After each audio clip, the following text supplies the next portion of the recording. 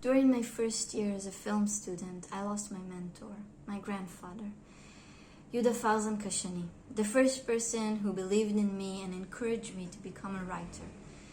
He got sick with cancer and died a few months after he got diagnosed, and after him, 4 other relatives died from cancer as well.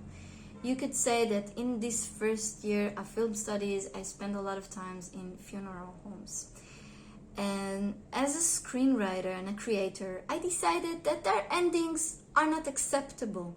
So I created a dark comedy series called Happy Endings, in which death becomes an opportunity for terminal ill patients to choose and their own endings and leave this world as movie stars and not like the disease forced them to go.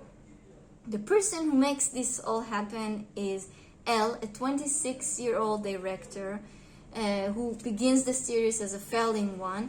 She just got the news that her father has terminal cancer, and the only thing that could maybe save his life is an experimental medicine she and her family just can't afford. She runs away to the backyard of the hospital. There she meets Isaac, a patient, a 70-year-old patient with a cowboy hat and a satin pajama, who asks her what she does for a living. And Elle hides behind her sunglasses and tears, all depressed from the news, tells him she's a director. He tells her, you chose the right profession for this life. All my life I saved up money, I made a company, and now I'm going to leave this world shaky and lonely in a hospital bed, not even recognizing my own family. I'm a cowboy. I need to leave this world riding a horse, saving my wife from a burning house, shooting the bad guys, and disappearing into the sunset. Elle tells him, I can make this all happen for you, but it's gonna cost a lot of money. He said to her, money is not a problem. So Elle recruits her friends from the university and creates this expensive production, happy ending movie for Isaac, thinking she can use some of this money for the experimental medicine for her father, making his life a little bit longer.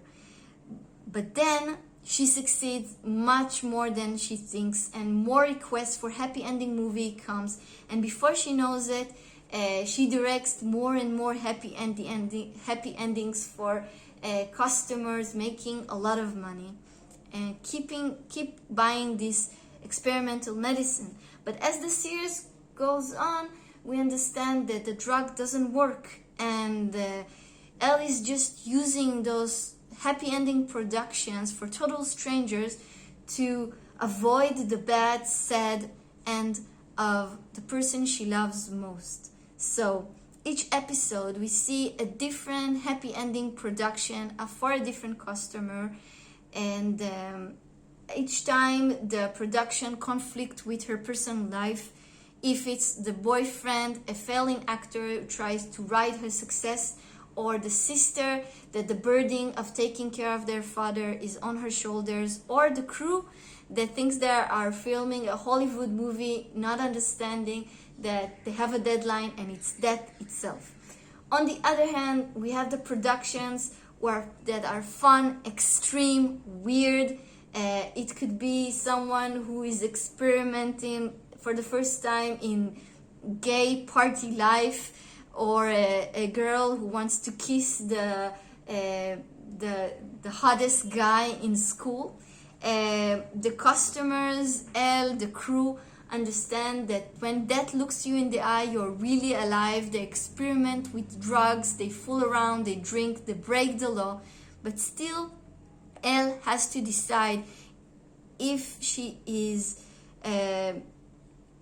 just use those productions to run away from the reality just because she can't handle her father's disease. Happy Ending is a human, funny series that question if we can change reality with the medium of narrative film.